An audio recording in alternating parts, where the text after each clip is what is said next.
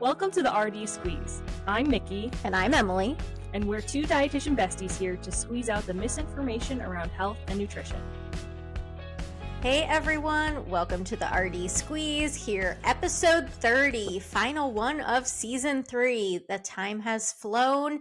We are now moving into a new season, but first we got to finish off with one of the hottest topics of today, ultra-processed foods and public perception, separating science from sensationalism. I always have to give credit to Mickey for coming up with these titles because I don't. And even if it's AI, that is totally fine. I still don't come up with them. Alliteration, and I sometimes I do use AI for like a little bit of generation because I don't always come up with the fanciest words, but I love an alliteration. I love a catchy title. That's how you get people in. So yeah, and happy end of season 3. We have an amazing guest today. Koran and I go way back too, so we can get into that in just a second. But go ahead, Em. Well, yeah, that's fine. Go ahead. We're welcoming Koran Watson here today. I know Koran from Pand, so many of our guests are from Pand. That's how we network. That's how we meet other dietitians. So that's how I know Koran. And I forget when exactly, Koran, we met. Maybe I don't think it was just a couple years ago, but at least introduced. I think I remember you did a presentation at the Lehigh Valley State meeting, and I met you at some point at that time frame. So that was a few years ago. But that was my recollection of when we met. Yeah, and Koran and I met. We did our masters together. We had classes together, and then Koran got me my job at CEO. She's the one that told me to apply. Ooh. And I applied, and I started working there part time. So I owe Koran my first part of my career. So welcome, Koran. Very excited to have you. Tell us all the wonderful things you're doing. Tell us about you. Yeah, so my name is Koran Watson. I have 2 wonderful degrees, and I'm not getting any more. I have my undergraduate from Prairie View A&M University in nutrition and dietetics, and I have my master's from Marywood University in nutrition. I did my internship there, and my favorite part of nutrition is working in that public health, community nutrition outreach. Even though I'm in clinical now, I'm in public health. So you do the same thing every day. So everything really works together. I believe in the power of people and their cultures and communities around food, because I feel like a lot of times we try to lump everybody together in this one big category. And I'm like, I have patients from every continent. There's no way that there is one simple way of eating. I am currently the president of the Pennsylvania Academy of Nutrition and Dietetics. I also serve on Ascend as a program reviewer. I teach at LaSalle University. So I do a lot of different things depending on the day, what day blows through. But the most important thing for me is really making sure that all communities have access to providers who can serve them respectfully and give them the information they need to be successful. Ooh, I love that. Is that your mission statement? Actually, my mission statement for my business, Koran Watson Saving Health, is to illuminate, educate, and empower individuals to live a fulfilled life through nutrition-based research education. Love it. You're doing so much good for the community. And feel free as we move forward. If you want to note where you are, that's fine. If you do not, that is absolutely fine. But I know you do a lot of good for the community that you're in. Mm-hmm. And you kind of came to us in a way, if we can want to move into our topic of the ultra processed foods, you kind of took on this idea. You said, yeah, let me do the ultra processed food. So let's kind of get your take. Why does this topic, I think it flows into maybe what you're trying to do in all your roles, but why is this topic something that you wanted to talk about today on the podcast? I think because of who I work with, like the communities I work with and where they live. I live in Philadelphia, just like New York. Even though we are a major city, certain segments of our population would be considered food deserts and have a lack of access to quality grocery stores where they can get food. So a lot of times the foods that my patients have access to either come from a pantry someone gave it to them, or they're going to a Poppy or a corner store trying to find the foods that they need. And the goal as a dietitian is to make sure that wherever they're getting their food from, that we try to choose the best options available.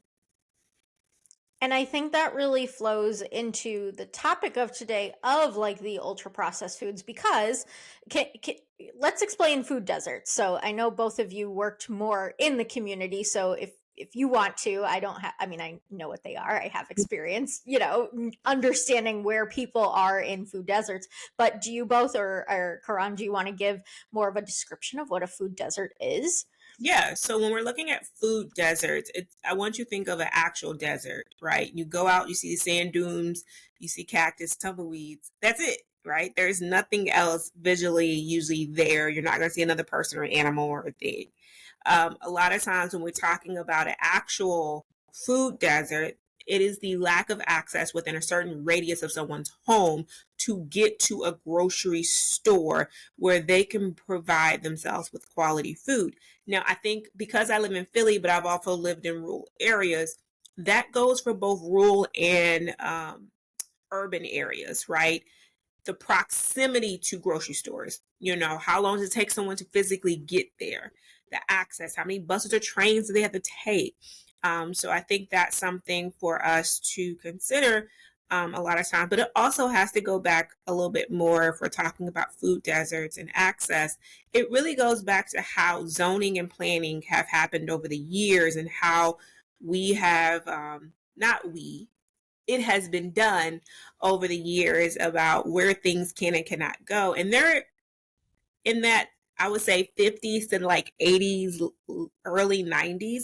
It was the zoning and the pushing and the pulling that they did to communities was horrendous. And so a lot of times we're getting the residuals now in a lot of communities when it comes to food and housing and all of these things. And then that's where those ultra processed foods come into play, because shelf life and what can I keep and what can I sell? Yeah, what I was going to add on to what you just said, Karan, too, was, we're getting into the social determinants of health. So what we're talking about is like, first of all, I think ultra processed foods got really hyped up in the social media fairly recently and how they're kind of demonized. And I think we'll talk about, what those actually are and the definition and why they're kind of seen as in the public as problematic. But in terms of the accessibility and the access of what people can get to, so you were mentioning transportation issues, or like there's no grocery store available. You're talking about zoning, and maybe you could even touch on this if you're okay with it, in terms of like specifically Black and brown communities not having access, and those zoning and those laws, and how they don't have access to those foods based off of political and political decision making and things like that. And again, we don't have to get too political unless you want to, but in terms of like how that all gets decided, right? And then people will say, oh, well, you could just go to this store and get something healthier, or why can't you just do this? And it's really not that simple. There's a lot of factors that come into play. And I mean, you see the community and clinical, people will, get certain foods because that's all they can afford, or like you said, they're getting them from a pantry, and most of those are shelf stable. So I mean, I guess there's a lot to unpack here. So I guess what do you think? Should we start with like what ultra processed foods are versus processed, and like kind of work our way into how that works and into our food systems and all that jazz? Do you think that's a good route to go? Yeah, most definitely. When we're talking about that processed versus ultra processed, it's not like we take a pig and we like clean it up, chop it up. That's processing, right? We're cleaning it, make sure it's safe, make sure that it's going through a process where once it gets to the table, there's no bacteria, there's no issues, right? But then if we take it further, once I chop, dice, slice that thing into usable pieces, because no one's buying a whole hog on everyday basis, right? I'm not putting a whole hog in my oven. It's not gonna fit. But once we take that whole hog and say we take that pork belly, and then we keep going and we keep adding things, and we add the nitrates and the salts and the things. And now we're making bacon, right? So a lot of people don't realize pork belly is bacon. It just took another step, right? So we go from a processed to ultra processed product because we then start to add things to it to get that longevity and that flavor and taste and that intensity that we're looking for from that product. So I think when we're talking about ultra processed from processing is taking it from the field, cleaning it up so that we can give it to you, right? Ultra process is that extra step. Sometimes they go and adding it to entice the flavor and shelf stable. But I also think there has to be a balance between how we're looking at it and how we're utilizing it. And not all things that go to that ultra processed state are bad. Yeah, because even our frozen vegetables, our canned vegetables and fruits, those are processed technically. They had to chop them up and whether it was clean them in some way, that's processed. So I think your marketing terms also, like they're the buzzwords, right? Ultra processed, it was processed, now it's ultra processed. So where are we going with this ultra processed food? And what are some other things that we can think of ultra processed wise? I think the most common thing that we're thinking about is snacks, like the snacking classification of foods, right? Your chips, cakes, cookies, pies, pastries. And I'm not talking about the one grandma and them make. I'm not talking about the one at the baker who you go in the corner and she make her pastries from scratch. I'm talking about the mass production of these things, the shelf stableness, right? If I get artisan bread on Saturday, if I don't use it by Monday, then it's breadcrumbs, right? It's that kind of thing. But I also think we also have to realize that we're feeding tons to millions, billions of people, and none of us are farmers. Okay? Nobody has enough food in their backyard to do that. And I think when we start talking about like canning and things like that, that goes back to traditional ways of preserving food, right? Right. I also think we have to consider too, who are they marketing the ultra processed foods to? Right? It's not me and you. No. It's not us. It's the kids. It's the younger. It's always the younger ones. It's the flash. It's the color. It's the intensity. It's the flavor. Right? We know that we can't live off of Takis and hot chips. Okay? As many kids I get come through my office with GI issues because they had one too many bag of Takis, not hot chips, because they've actually adjusted the spice in the Cheeto hot fries and stuff like that. But Takis, they dumbed it down a little bit, but it still tastes, and now we have kids with those GI issues and things like that. And they're like, but it's good. I'm like, yeah, but you have a hole in your stomach, friend. That don't hurt either. Like, so I think when we're considering ultra processed foods, there's like a double dynamic to consider. Like, who are they advertising this to? And then who is this all they have access to? I think there's two different things. And then when they pull off all these research articles and they're talking about the outcomes, the question is, do these people have any other choice? Right. Well, 100%. We're looking at ultra processed foods, and it got really sensationalized, I think, especially with social media and like these health influencers. But none of them talk about the people that are actually being influenced to get ultra processed foods. Yes. They're not taught. And for me, that's like a privilege standpoint, right? We're talking about the people that can afford to potentially just eat clean whole foods. I'm using air quotes if you're not watching. So I want to just reiterate the difference between UPF, ultra processed food, and then whole foods. So ultra processed foods are the ones that, like Koran said, preservatives, dyes. So red dye was like a huge thing that just came up, and I don't know if we'll get too much into that today. Maybe that's another whole other episode that we can have Koran on for. But the dyes, the preservatives, extra sugars, and like Karan said, who are they marketing towards? Kids. Think of like your colorful breakfast cereals, right? Like those are the ones that the kids want because they look cool. Takis too, like those have all of those like I can't even eat those because I get a hole just thinking about them. Like, um, so like I have a mouth ulcer just thinking about them. But regardless, like those are the things that are ultra processed.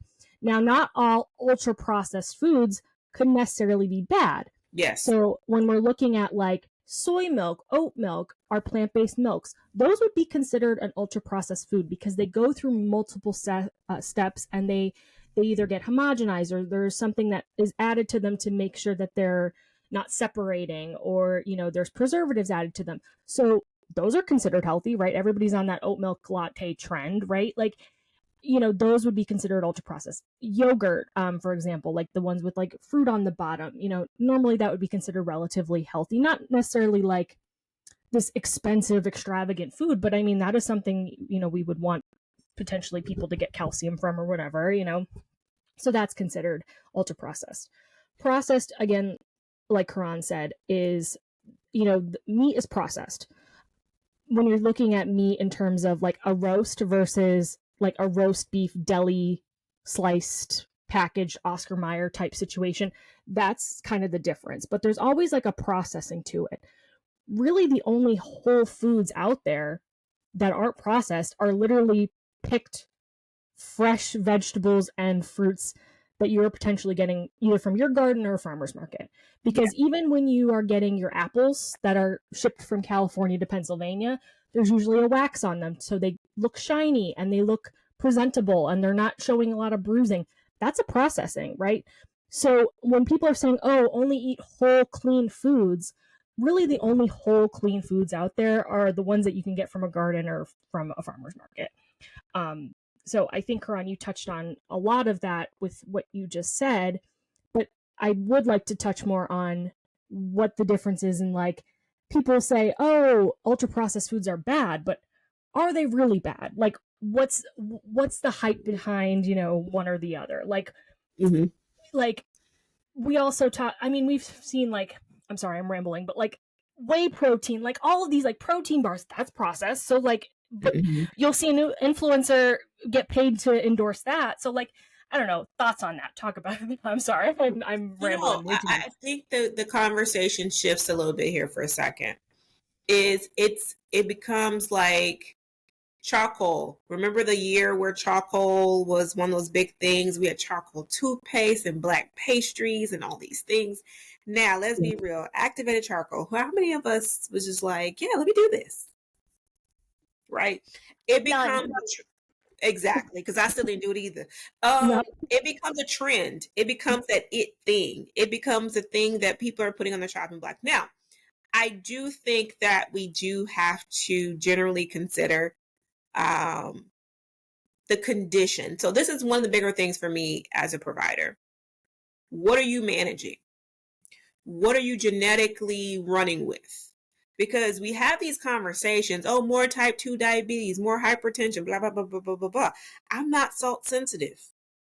My blood pressure is extremely low. So for my blood pressure to go up, I'm in pain. It's not, it's not a issue of food or drinks or beverages and things like that. So I think the real consideration is when we're doing these studies, if the kid was already pre-diabetic before they ate it, it just only exacerbated a problem that was already there.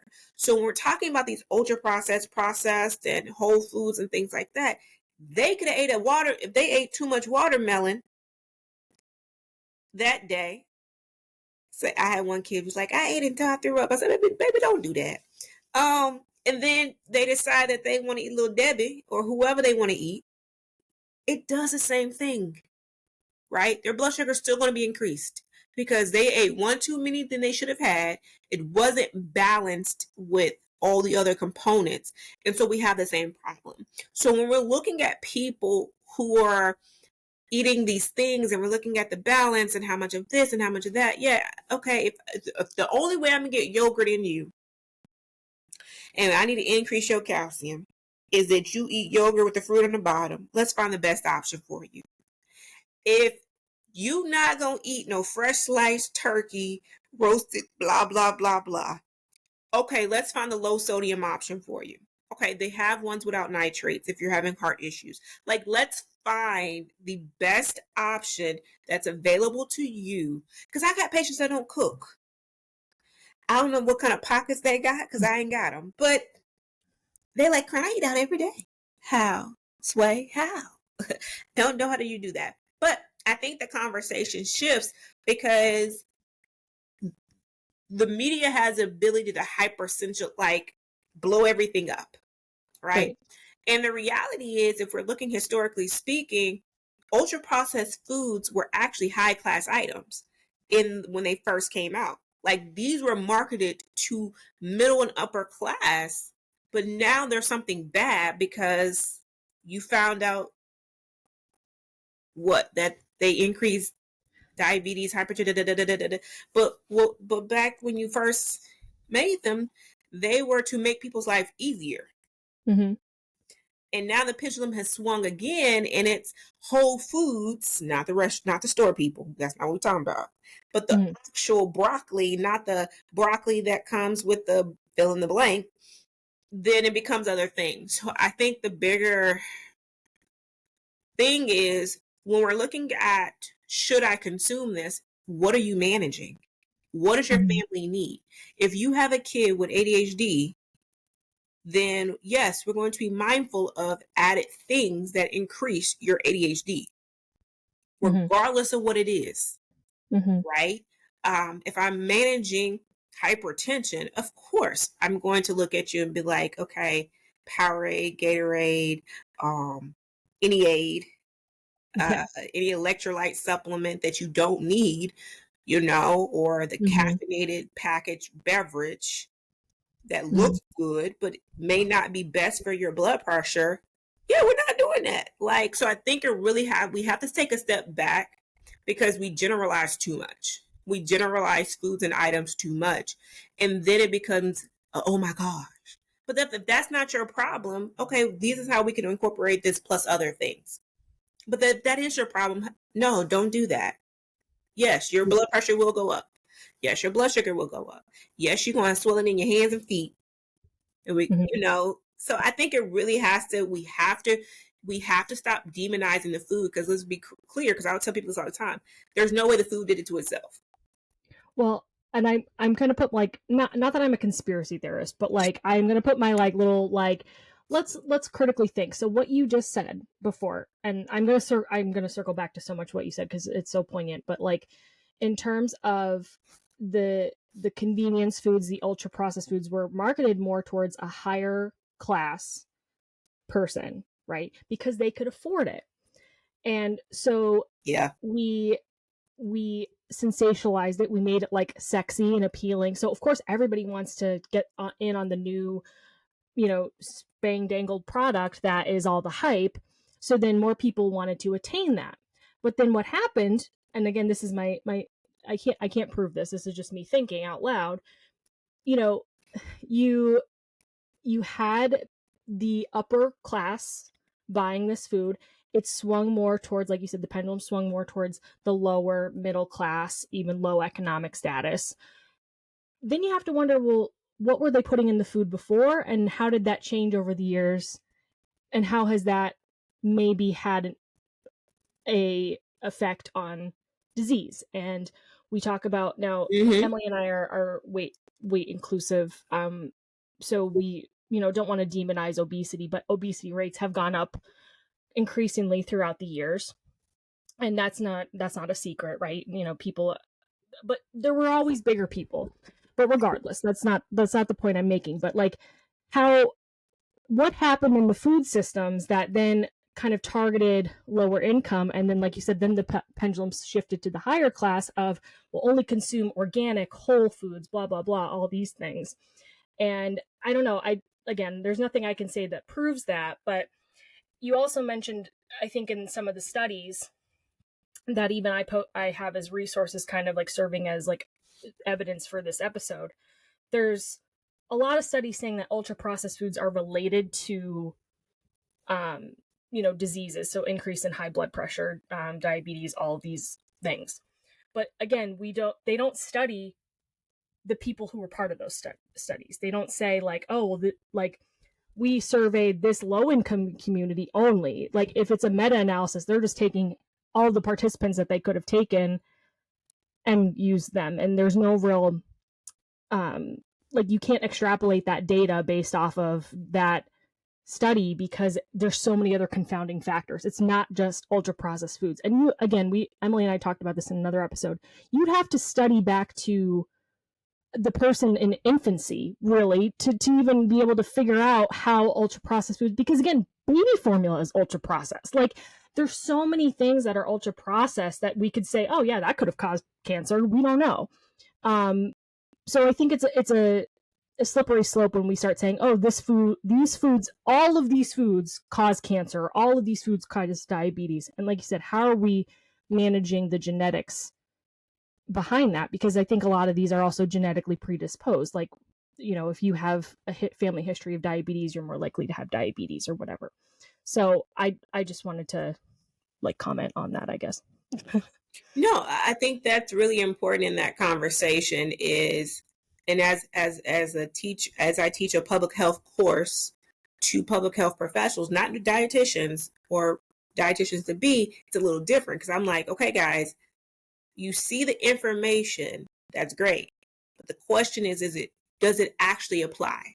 So the problem with research is, and we've all read enough research to know because we got these degrees, if we continue to read it, is that if you do not read in depth to who the participants were, the generalizations can come very quickly. Now, if I've only studied 400 people, I cannot take that study and apply that study to all these other people. Right? It has to be mirror the population. And there's no way that they're mirroring population's needs. Now, there are some bigger, like the nursing study and some of those really large year on year, 30, 40, 50, 60 year studies that they can extrapolate that data, right? But not when we're studying 40, 50 people and things like that. But I also think when we talk about that, the SDOH is something that we don't, the environmental factor, the actual environment plays a factor in some of these things that we see, right? It's the stress levels. It's the fact of air pollution. It's the fact, all of the confounding, if you live near X, Y, and Z facilities, right? And again, if we're going back to from a historical perspective, they push certain groups towards certain areas, right? Like certain populations could only live next to the landfill.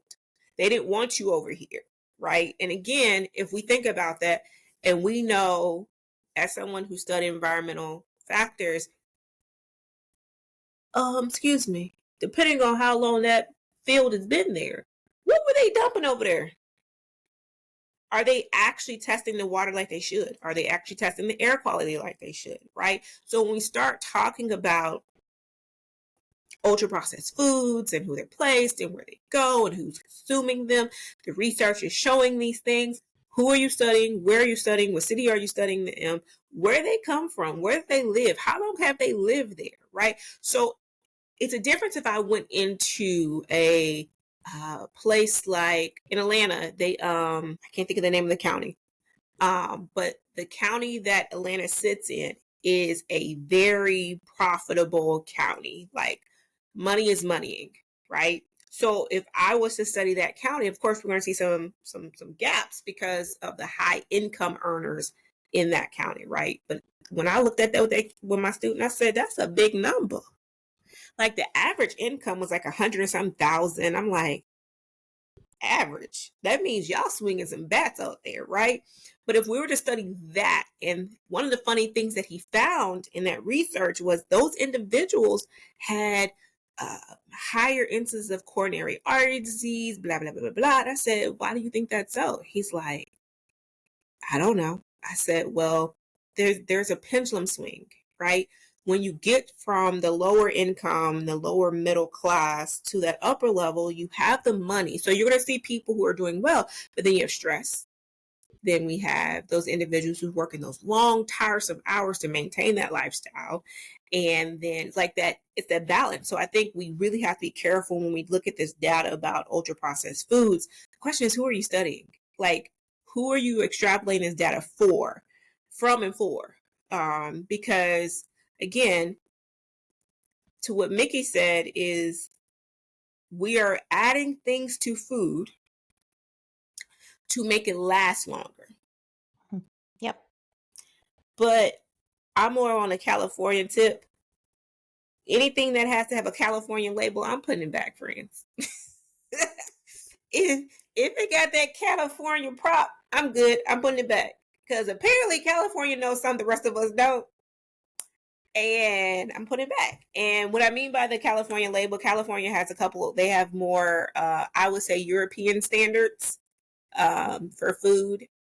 And basically, there's a lot of different things that are acceptable in the rest of the U.S. that are not acceptable there. And if you sell the product with a certain ingredients, you have to have a certain warning label. I had a couple kids from Europe, and they say most of the American candy that is sold in those European countries come with this big label on it with all of these disclaimers and things and stuff. But I do agree with you, Mickey. I think the difference between when it first started and where we are now is they have, I want to say cheapified, but they have profitized the food so much that I don't want to say cut the corner, but they ding, like you look at them ingredients, you're like, Yeah. Well, I'm sorry. I'm not trying to monopolize the conversation. No, I go ahead. want you to get in here, but like also, but you're right. Like again, not necessarily all the ingredients are bad, right? Like some of it, No, like sodium chloride is just salt, right? Like so if it says that on a label, that's citric not a big acid. deal. Yeah, exactly. Vitamin C. So like not all of it is bad, but like you said, they need to market and they need to make it profitable, so they need to last longer. It needs to be more shelf stable so they can ship it across, all the continents or whatever. And you don't know, what impact that's going to have on future generations, especially in the food that we're eating. And America is a capitalist country. We prioritize profit. So companies are going to make money the way they can. So like you said, yes, the standards might have been higher back in the day to process food, but like you said, they cheapify. I'm gonna make that a word based off of you. They cheapify the ingredients, and you mentioned this earlier, and we talked about this in a previous episode. Like we have to feed so many people, which boggles my mind how we still have hungry people in this country. But like how much food goes to waste, but also like we just put out so much. Like we have to feed so many people that we can't keep up with the production of the product. So even to process, we talked about like processing wheat and processing, meat, meat and wheat, like processing corn, processing soy. Like it's going to take a lot to do that, and they need to make money. So then how are they making money on that? So a lot of that ties into places.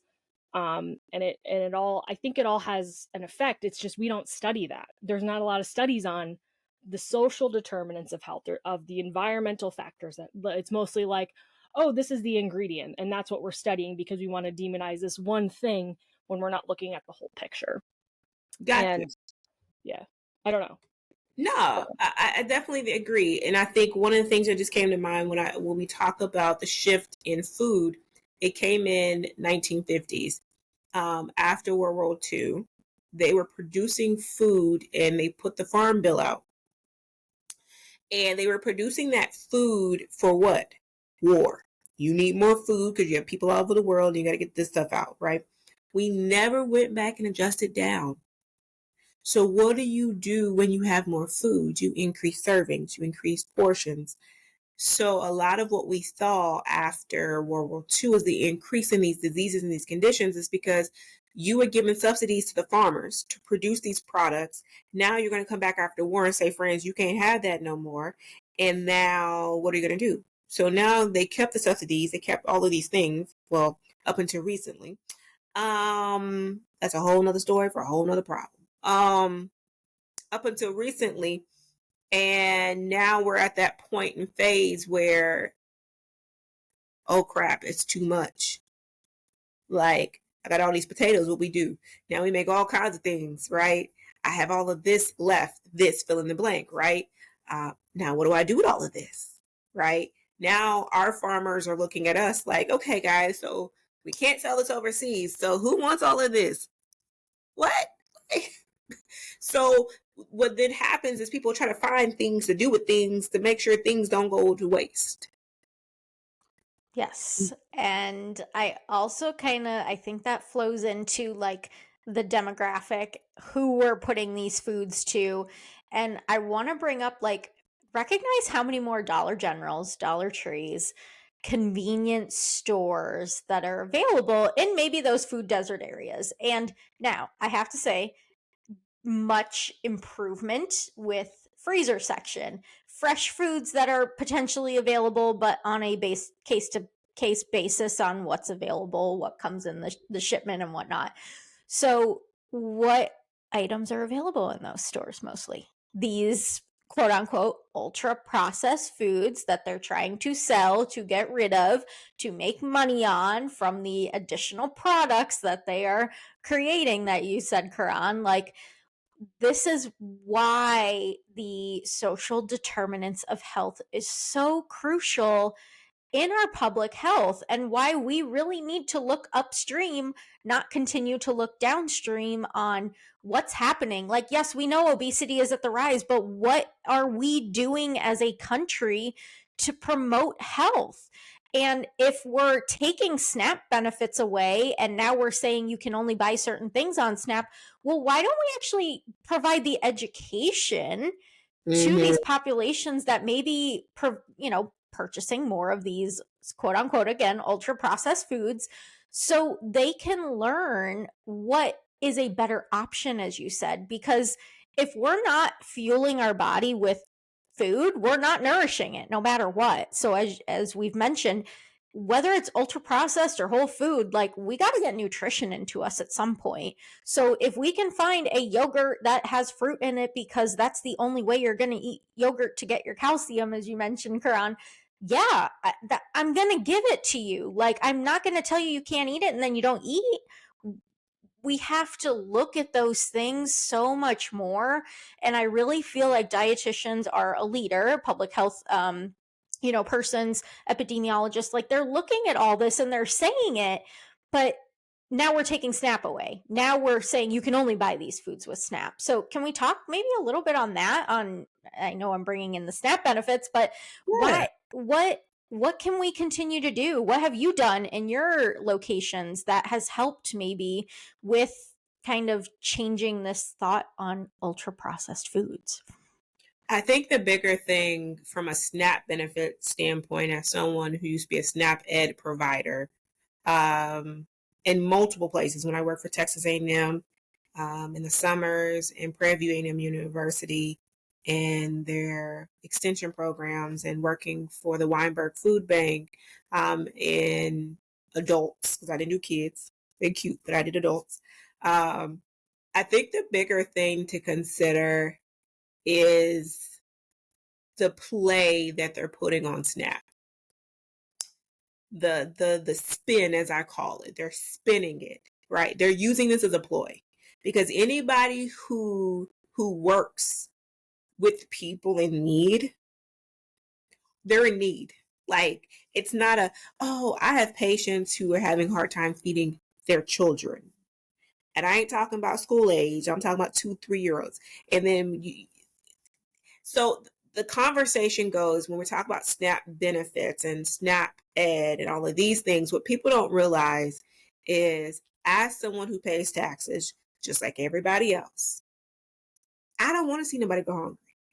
I don't want to see anybody without food, because I got food in my refrigerator because I went to the store and bought it. But I also understand how much it costs. But I also know how to cook. I also know how to utilize products and mix and match and make stuff, right? But I also have to consider that mom working 2 jobs.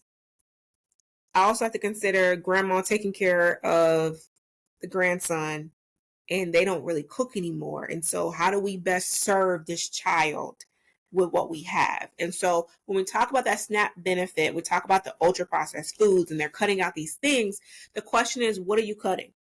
What foods exactly? Have you went and sat with the professionals who do this every day? Have you called the SNAP Ed providers in? Have you called the administrators from the states in to have the conversation to quantify what we need, right? Yeah, bag of beans sound real good, friend. But do you know how to cook dried beans? Do you know how to soak them and make sure you don't leave them on the counter too long? Because if you leave them on the counter too long, they start sprouting. You can't, like, there's a lot of that conversation that we just haven't had, right? So are we trying to say that the canned beans are bad? Like the ones you so I think we have to go back to the drawing board on these ultra processed products and really consider what does that look like. So should I still be able to buy chicken? Mm-hmm. Now, the question is, am I buying deli chicken? Mm-hmm. Am I buying fresh chicken? Am I buying halfway rotisserie, like reheat because it's not warm, whatever? The new rule is going to be chicken, right? Yeah. I think the question then has to come down to is what are you taking off this list? Now, if we're talking about juices and we're talking about sodas and Yeah. okay, cool, understood. But if we're going into real food categories and we're starting to take off real food category products, then that's where I start to come and have an issue because you choose the steamable bag of Uncle Ben's and grandma chooses the regular bag of Uncle Ben's. Mm-hmm. Well, this person works 2 12-hour shifts back to back, but I still need to eat, but I'm running low and I'm a nurse's aide and I do all these things. So, yeah, I took that Tyson's chicken that was already cooked.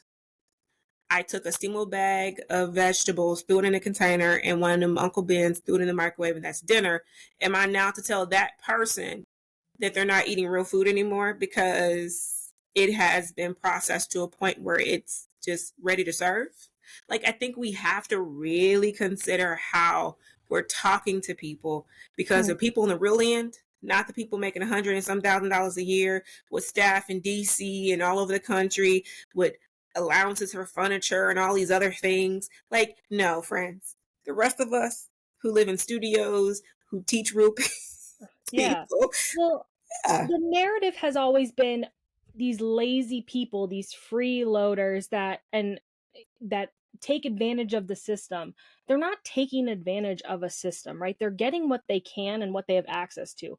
And if we're circling back to food deserts a little bit, but like if they can only get the soda and the juice because that's what's going to get calories and something into them, then that's all they can purchase. Now, like you said, I think they could potentially regulate some of the things that can be purchased maybe with SNAP, but you also need to give people the freedom of choice. Like you can't just say, "Oh, here's a benefit," but then but you can only do this. Like, how would you feel if someone was trying to control what you were buying with what money you could get or what assistance you could get? If you're going to provide assistance for somebody, you can't sit there and cherry pick what they're going to get. Like that's not a freedom.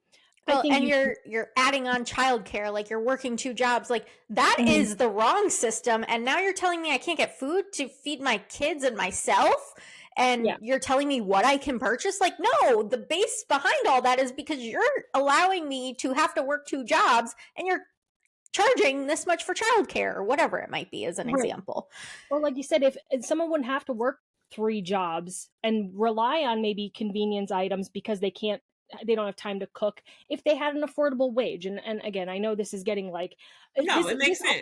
It all ties back. And people don't look at it that way. And if they've never experienced those kind of struggles, they have blinders, they don't see them.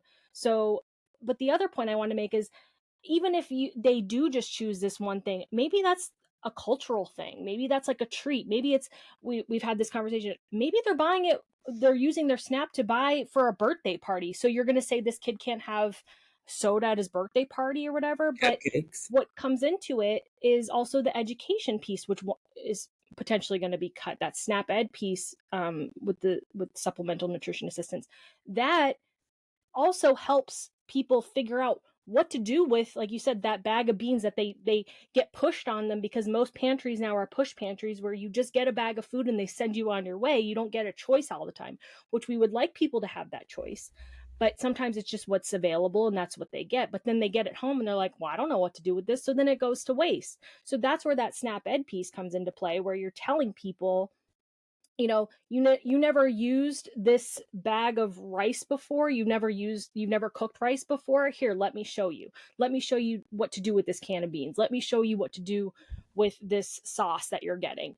Like, let me show you what to do with this potential produce that you've never used. Like, there's that piece, but then it also takes into consideration the preparation, the cooking, like maybe Time. they don't have the time, like, because that's the other thing. I mean, Karan, maybe you can attest to this too a little bit, as someone who was in education, like the SNAP education program.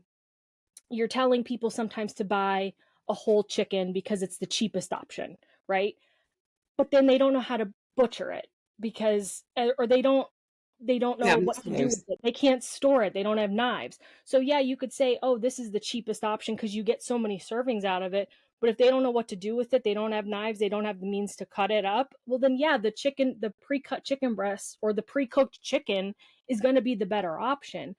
Considering also, we talked about age a little bit, but also disabilities. Like, if you're talking about somebody that might have a neurological condition where they can't use a can opener, or they can't use a knife because it's a hazard to them, but you're going to sit there and say, oh, you could butcher a chicken, no problem. Like, you have to also accommodate, and I'm sure you do this with clients all the time, and I want you to elaborate on that. Like, how does that all come into play too? Like, because people think, oh, you just meal prep, you just cook it all on Sunday because you have 6 hours on a Sunday to do that. Like, that's not everybody's Mm-mm. that's not everybody's story. That's not everybody's experience. That's true. I think the bigger thing to consider is humanity. As a provider, I consider humanity. I consider all disabilities. I have dyslexia. I have severe dyslexia, right? Now, if you looked at me and talked to me, you'll never know that. Like, unless I told you, you would never know, right? I have people who have debilitating depression. And I mean, it's like talking to Eeyore on the phone. It's like, hi, how are you? Fine. Have you got out the bed today? No. When's the last time? Like, you don't see those people. Why? Because they at home, right?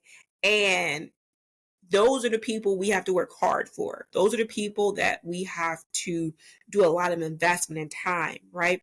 So I've had patients where I'm like, okay, I need you to have your applesauce, and I need you to have your little pouch or your popcorn or your did you have your jerky stick? Now, again, to Emily's point, I need you to eat.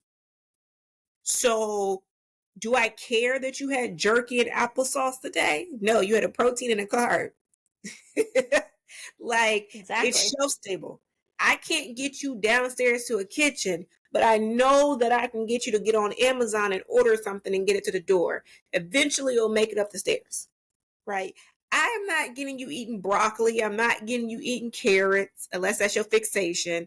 So I rely on those fruit cups and those apples and, the applesauces and the jerky sticks and the different things that I know that I can at least get nutrients in so you can make it back down, right? When we're talking about disability, there are seen and unseen disabilities. And most people consider the seen as the most important, but the reality is there's a lot of unseen things, right? I had a schizophrenic patient I called the other day, and I was like, hi, my normal bubbly. And he was like, I'm schizophrenic. I don't want to talk today. I said, cool, text you next week. Like, it was cool.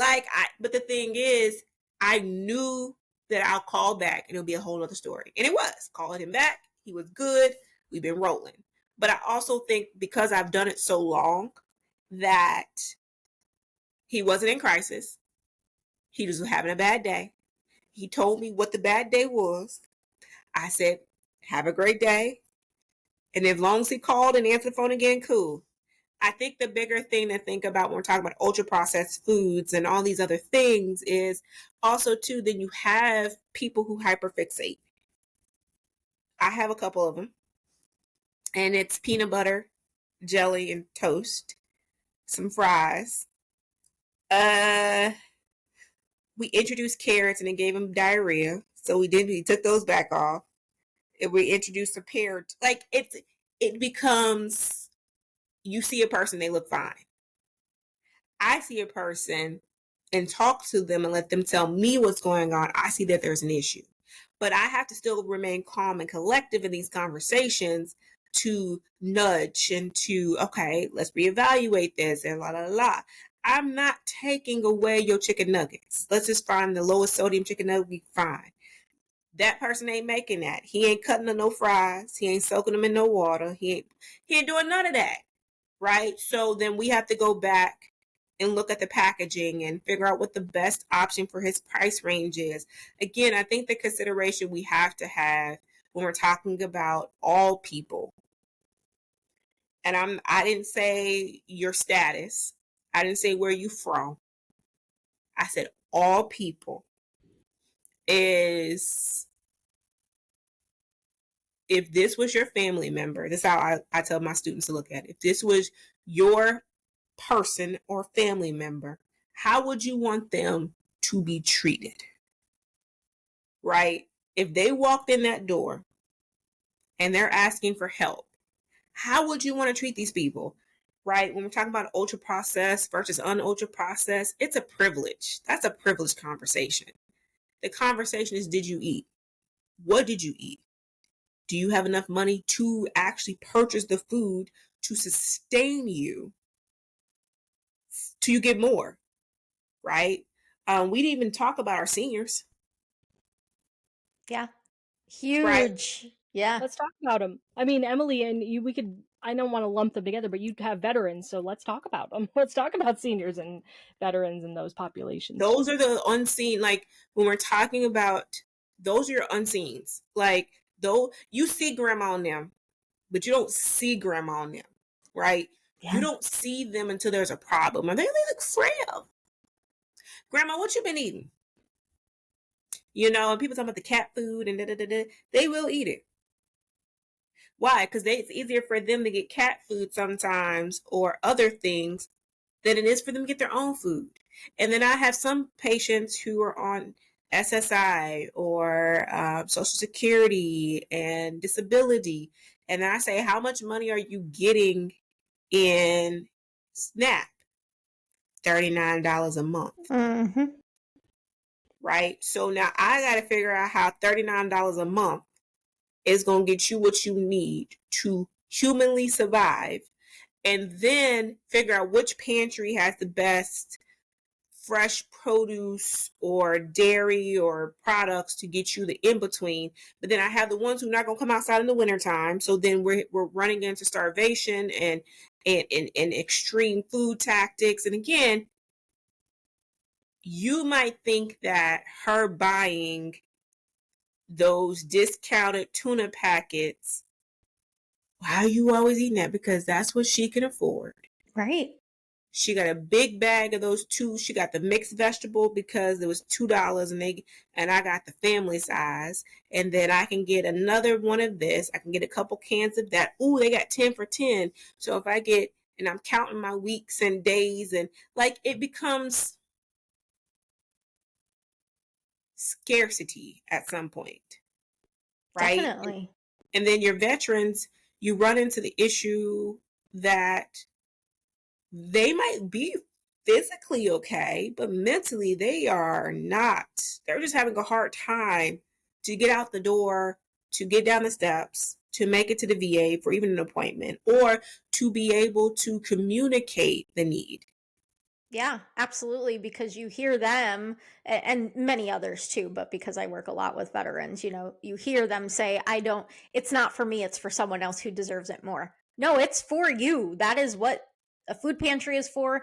you need to nourish your body, and it's there for you. It's there to nourish anyone who can't get access to enough food, and quality food at that.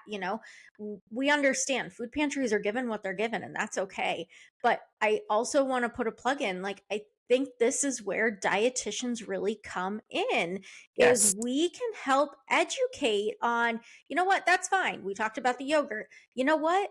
Let's control your blood sugars. Okay, so let's look at that juice. It's not that I don't want you to get the juice, but maybe you don't need it all the time. Maybe that doesn't have to be your only beverage. How can we as dietitians really utilize our services to educate, and then the budget too? So we talk about, well, we have $39 only. I've had veterans with $20, and it's like, all right, let's figure out what you're going to use this 20 for. And maybe that's what you use your produce for. You use your produce for the $20 you're given through SNAP, so you can get access to some more nutrient dense, fiber rich foods. And then you save the other money that you've been doing. Do with it what you want and what you have been doing, maybe, but let's Yeah. add in nutrition. Yeah. And that one bottle of soda instead could actually be bought to purchase your applesauce pouches, your tuna packets. And guess what? Look right there. You have how many days now of protein and some vegetable or fruit then too. Yeah. I think that's really important because the conversation has to shift from the food product to the people and who we're servicing. We're so quick to demonize food. Now, let's be clear. I'm not saying we don't need to rehaul and fix some of these things. I ain't saying that. We don't need Right. artificial colors and everything to be bright and Mhm. extravagant. Oh, Okay. 100%. Yeah. Yeah. Okay. But I do think that like you said, Emily, when we're talking about it from a dietitian standpoint, and as I teach my students this, we meet them where they are, not where we want them to be. We also remember that we might go home to a different situation. So the empathy that we teach about is really important. And if you don't know, you need to go find out.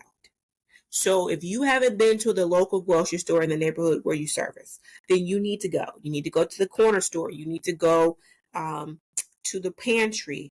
You need to go make friends and talk and visit and see. So when they go, you know where they're going. You know what they have access to. You know who to call when you need an emergency bag, right? You know who to call when you need emergency assistance. You know to call when you need somebody to be in a shelter because they're having housing issues. But we're talking about ultra processed foods and we're talking about all these things. It goes back to the human. It goes back to the dietitian and that sociology, psychology classes that we take, and realizing nutrition's the easy part. Feeding the person is easy. It's that critical thinking. Okay, we got this amount of money. It got to last me 30, 31 days. I need to feed you all of them days.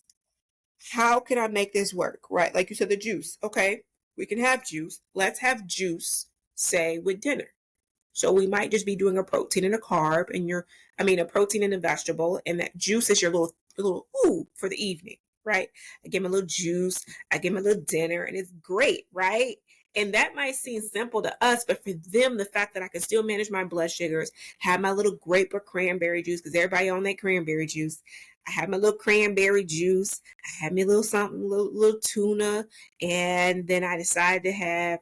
Oh, they had salad this week, so I threw my little salad in there. What I think the real consideration in the conversation as a dietitian is it's not what you want. It's what's the best for them. And it's not eat apple. Do they have access to apples? It's not, oh, eat a vegetable. Okay. Question. Can they cook? What equipment do they have to cook? Because if they only have a microwave, I'm not telling them to cook a chicken.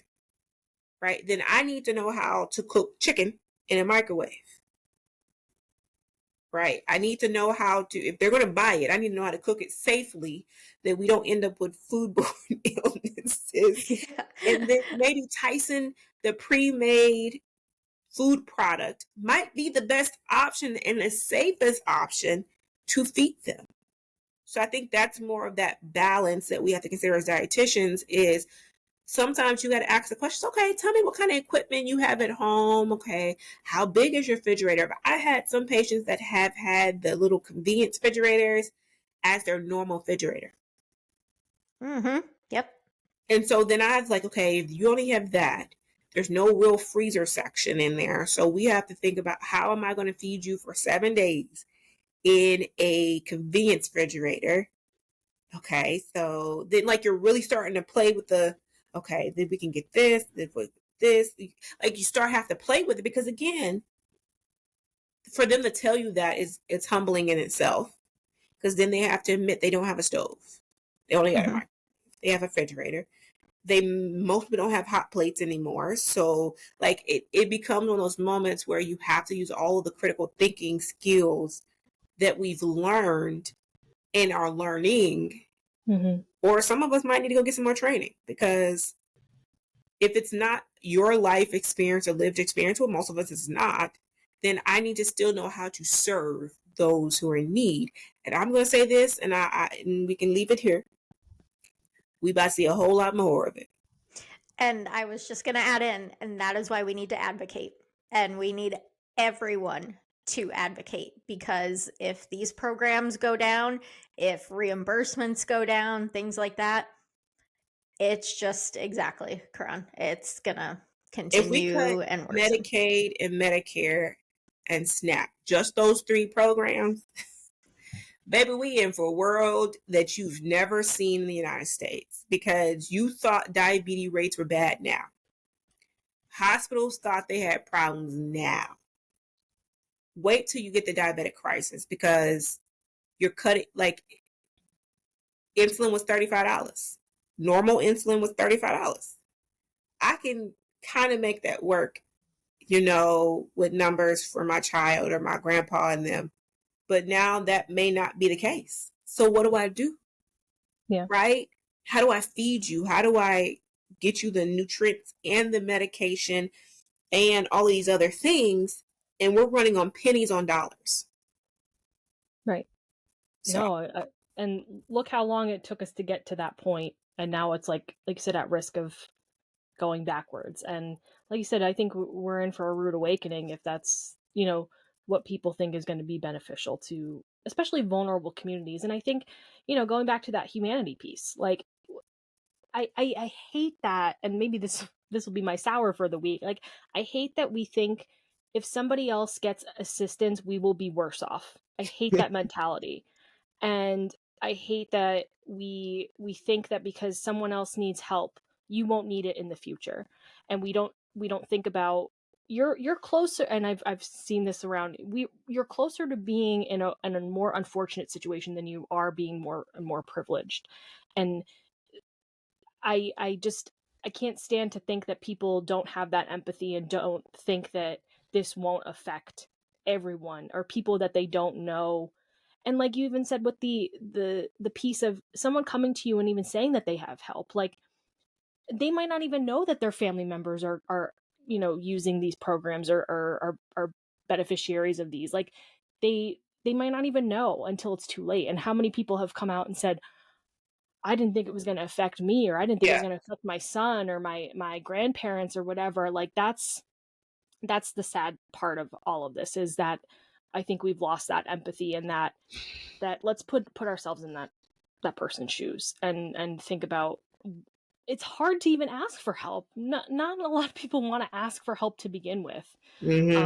So it puts them in that position of, like, I'm sure they've had to do a lot of different things to be able to say, okay, I need help.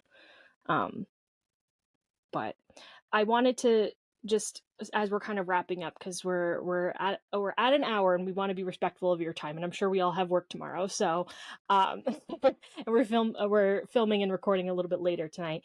Karan, in terms of how you work with patients, this is my summarizing question, but also, if there's anything else that you wanted to add that you didn't feel like we got to touch on in this episode.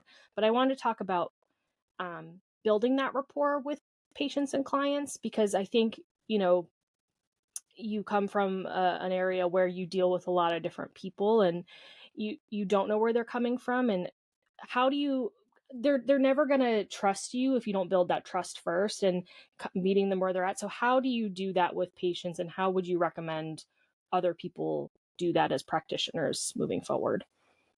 I think one of the things that I always consider is they're my grandmother, they're my sister, they're my cousin, they're my niece, my nephew. They are family. If you now we don't cross the line, Yeah, respectfully. you're not giving out your phone number, right? like not your personal phone number. No.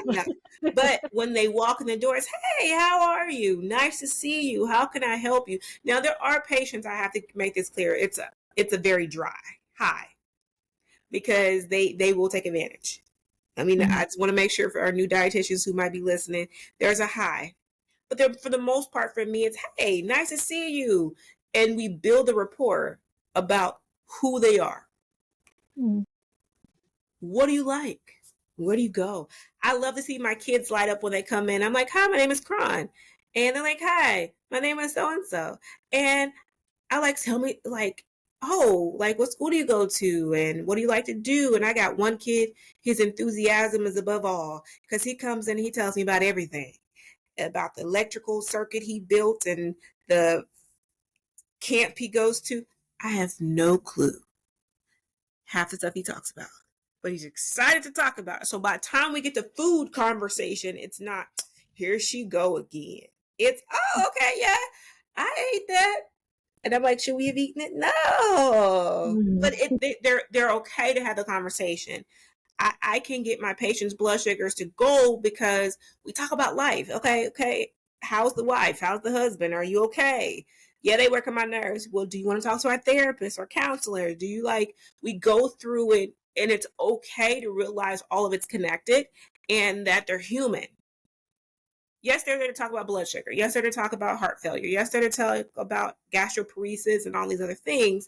But sometimes they want to know that someone listened. I had one woman tell me all her marital issues, and I'm like, Jesus, my brain. I smiled my way through. And then at some point, I was like, okay, so remember when we're cooking again? Yeah, you remember when you said you were cooking for him, right? No salt in that, okay? Okay, keep going. And then she's like, I feel better. I was like, I hope so, because girl, you told me the whole family history. But when she came back, she was great.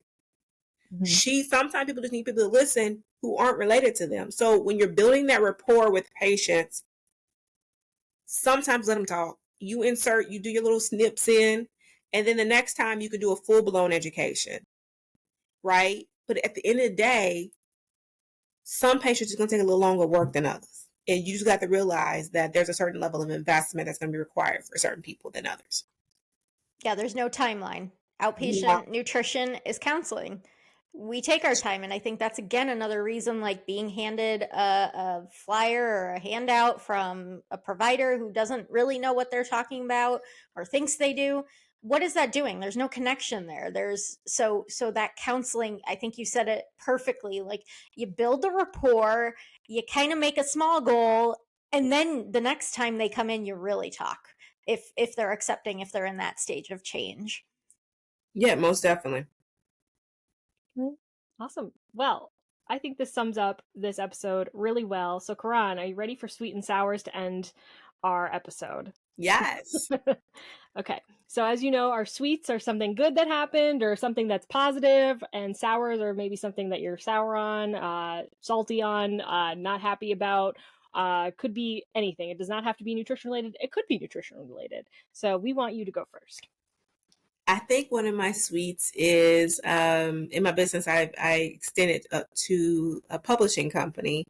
I've added a publishing arm to my company, so we're finishing up our first project there. But on this, also on the sweet side, my electric bill has been really great. And as an adult, I'm like, yeah, 60 degrees, keep it going, friend. Keep it going.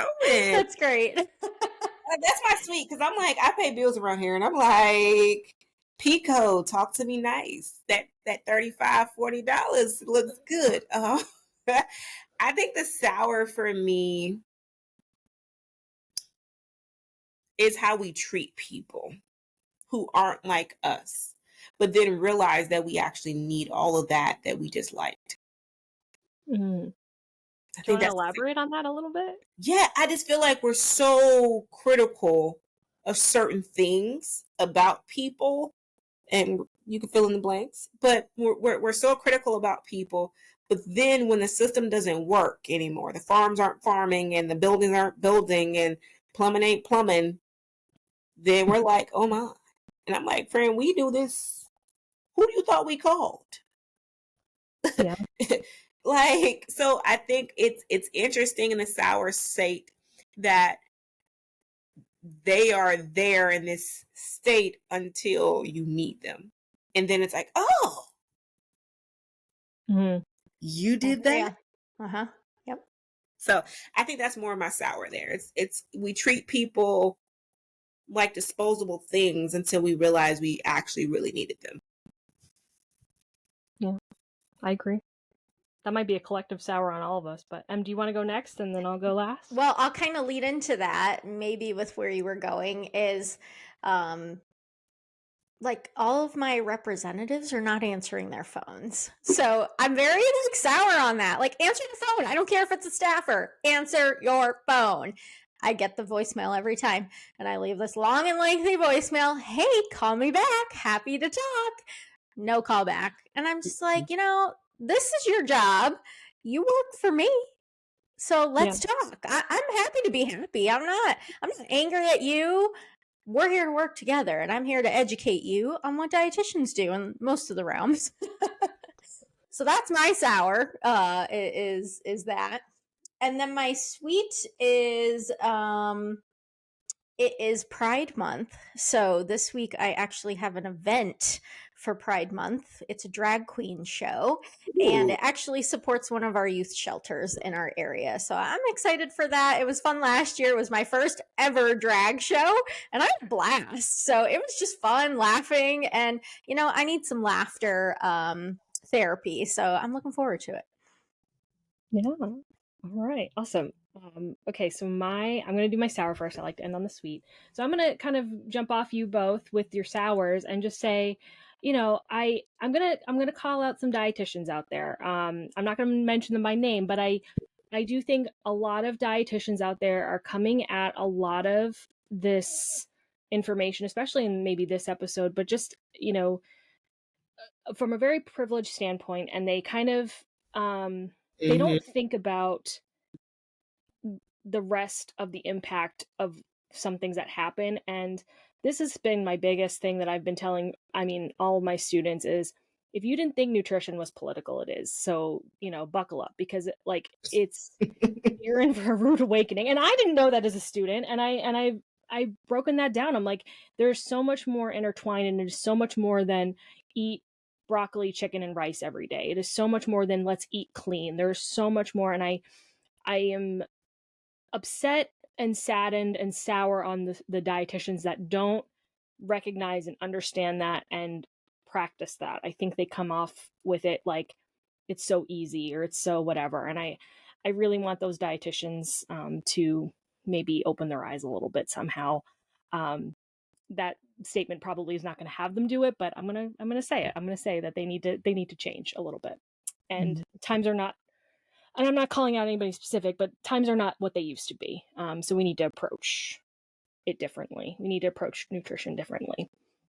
And my sweet, I'm gonna do 2, because I think by the time this episode comes out, I will be there. I am going to Chicago for it's for a vacation, but I'm doing an improv class there. So I'm very excited. It's a week long. It's 5 days. I'll be over there for 4th of July, and I get to explore Chicago. I've never been. I don't know if I said this one already on an episode, so that's why I'm going to do like a double suite, because this is our final episode of season 3. We've made it to 30 episodes. I'm so happy that we've made it this far, but I'm also very happy that we've had Koran as this guest, because it was, I think, a very insightful, inspiring, and wonderful episode to end the season on. So I'm just very grateful to have you both in my life as dietitians.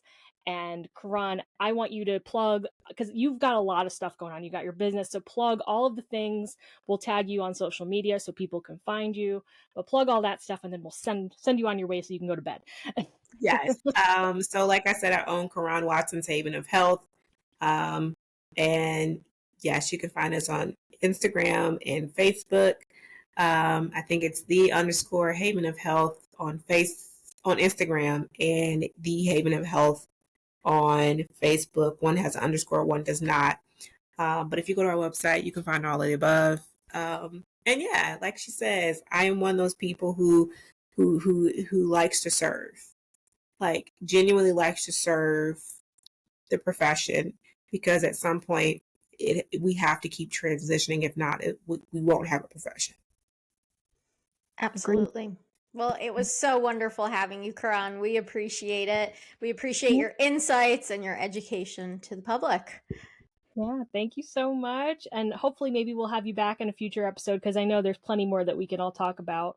But in the meantime, if you're in the mood for a boost of juice, check out our freshly squeezed episodes on Sundays of the RD Squeeze. We'll have more wonderful guests, and look forward to season 4. We have a ton of awesome topics coming your way. And thank you for joining us, and we'll see you next time. Bye. Bye, everyone. Be sure to follow us on Spotify, YouTube, and Instagram. We will always take topics you want to hear about, so message us for any topics you want to see covered on the RD Squeeze. Don't forget, it's dietitian with a T. We'll see you next time on the RD Squeeze.